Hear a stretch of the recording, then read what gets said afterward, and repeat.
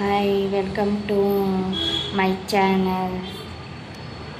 ನನ್ನ daily routine vlog ಅಂತ ಹೇಳ್ಬೋದು. ನನ್ನ ಡೈಲಿ ರೊಟೀನ್ ವ್ಲಾಗಲ್ಲಿ ನಾನು ಇವತ್ತು ಏನು ಮಾಡ್ತೀನಿ, ಯಾವ ಥರ ದಿನ ಇರುತ್ತೆ ಅಂತ ನೋಡ್ಕೊಂಡು ಬರೋಣ.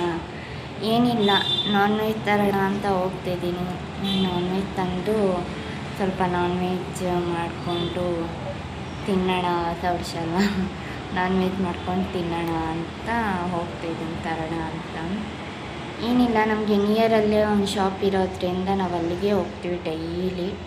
ರೇಷನ್ ಅಂಗಡಿ ನಾನ್ ವೆಜ್ಜಿಗೆ ಏನೆಲ್ಲ ಬೇಕೋ ಅಲ್ಲಿಗೆ ಹೋಗಿ ತರ್ತೀನಿ ನಾನು. ಇದೇ ನಾವು ತರೋ ನಿಯರ್ ಶಾಪ್ ಅಂದರೆ ತುಂಬ ಹತ್ತಿರ, ನನ್ನ ಮನೆಗಂದರೆ ಇದು ತುಂಬ ಹತ್ತಿರ ಶಾಪು. ಇಲ್ಲೇ ನಾವು ಹೇಳ್ದಂಗೆ ಎಲ್ಲ ಮಾಡಿಕೊಡ್ತಾರೆ. ಹಾಗಾಗಿ ನಾನು ಇಲ್ಲೇ ಚಿಕನ್ ತಗೊಳ್ಳೋದ್ರಿಂದ ನಾನು ಡೈಲಿ ಇಲ್ಲೇ ನಾವು ತಗೊಳ್ಳೋದು. ಇವಾಗಂತೂ ಚಿಕನ್ಗೆ ರೇಟ್ ಜಾಸ್ತಿನೂ ಆಗಿದೆ, 270 ಆಗಿದೆ ಚಿಕನ್ಗಂತೂ. ನಾನು ಹಾಫ್ KG ತಗೊಳ್ಳೋದು, ಯಾಕಂದರೆ ನಮ್ಮ ಮನೇಲಿ ಇಬ್ಬರು ಇರೋದ್ರಿಂದ ಹಾಫ್ KG ಸಾಕಾಗುತ್ತೆ ಒಂದು ದಿನಕ್ಕೆ, ಫುಲ್ ಡೇಸಿಗೆ. ಹಾಗಾಗಿ ಹಾಫ್ KG ಹಾಕಿಸ್ಕೊಂಡಿದ್ದೀನಿ. ಇನ್ನೇನಿಲ್ಲ, ಚಿಕನ್ನಿಗೆ ಏನು ಬೇಕು ಅದನ್ನು ರೆಡಿ ಮಾಡ್ಕೊಂಡ್ರೆ ಆಯಿತು. ನಾನು ಏನೂ ರೆಡಿ ಮಾಡ್ಕೊಂಡಿಲ್ಲ, ಇನ್ನೂ ರೆಡಿ ಮಾಡ್ಕೊಳ್ಬೇಕು. ಆಲ್ರೆಡಿ ಲೇಟ್ ಆಗೋಗಿತ್ತು ಇವತ್ತು. ಇನ್ನು ಮಧ್ಯಾಹ್ನ ಊಟಕ್ಕೆ ಬರ್ತಾರೆ ನನ್ನ ಹಸ್ಬೆಂಡು. ಹಾಗಾಗಿ ಏನಿಲ್ಲ, 1-2 ಈರುಳ್ಳಿ ತೊಗೊಂಡಿದ್ದೀನಿ, 1 ಟೊಮೊಟೊ, ಆಮೇಲೆ ಶುಂಠಿ ಬೆಳ್ಳುಳ್ಳಿ ಪೇಸ್ಟ್ 2 ಹಾಕಿ. ಈರುಳ್ಳಿ ಅಂದರೆ ಹಾಫ್ KG 2 ಈರುಳ್ಳಿ ಹಾಕ್ತಿದ್ದಾರೋ ಇವು ಅಂದ್ಕೋಬೇಡಿ. 2 ಯಾಕಂದರೆ ಟೇಸ್ಟ್ ಇರೋದೇ ಈರುಳ್ಳಿಯಲ್ಲಿ. ನೀವು ಸಾಂಬಾರು ಮಾಡುವಾಗ ಚಿಕನಿಗೆ ಈರುಳ್ಳಿ ಜಾಸ್ತಿ ಹಾಕಿ ಮಾಡಿದ್ರೆ ತುಂಬ ಟೇಸ್ಟ್ ಬರುತ್ತೆ ಚಿಕನಿಗೆ. ಹಾಗಾಗಿ ನಾನು 2 ಈರುಳ್ಳಿ ಹಾಕಿದ್ದೀನಿ. ಹಾಫ್ KG ಇದ್ದಿದ್ದು 1 KG ಥರ ಕಾಣುತ್ತೆ. ನಿಮಗೆ ಸಾಂಬಾರಲ್ಲಿ ತೋರಿಸ್ತೀನಿ ನೋಡಿ. ಇದು ಹಾಫ್ KG ಅಂತ ನೀವು ಅಂದ್ಕೊಳ್ಳಲ್ಲ, ನಾನು ಹಾಫ್ KG ಮಾಡೋದು ನಾನ್ ವೆಜ್ಜು. ಹಾಗಾಗಿ ಹಾಫ್ KG ಅಂದರೆ ನನಗೆ ನಮ್ಮ ಮನೆಯಲ್ಲಿ ಇರೋದಿಬ್ಬರು, ತಿನ್ನೋದಿಬ್ಬರು, 1 ಡೇಸಕ್ಕೆ ಸಾಕಾಗುತ್ತೆ. ಫುಲ್ ಡೇಸಕ್ಕೆ ಅದೇ ಸಾಕಾಗುತ್ತೆ ನನಗೆ ಹಾಫ್ KG. ಹಾಗಾಗಿ ಹಾಫ್ KG ತರಿಸ್ತೀನಿ.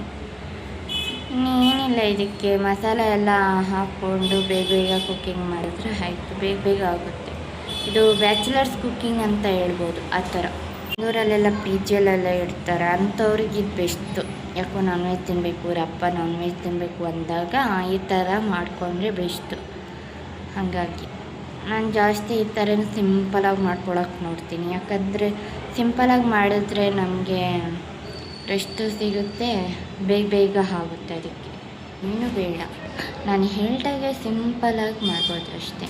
ಇದಕ್ಕೇನಿಲ್ಲ, ಇಷ್ಟು ಮಸಾಲ ಹಾಕಿಸ್ಕೊಂಡು ಆಮೇಲೆ ರುಬ್ಬಕ್ಕೆ ಏನು ಬೇಕು ಅಂದರೆ ಮೆಣಸು, ಆಮೇಲೆ ಕೊತ್ತಂಬರಿ, ಜೀರಿಗೆ, ಸಾಸಿವೆ ಕಾಳು, ಮೆಣಸಿನಕಾಳು, ಆಮೇಲೆ ಈರುಳ್ಳಿ, ಕೊತ್ತಂಬರಿ ಇಷ್ಟಿದ್ದರೆ ಸಾಕು.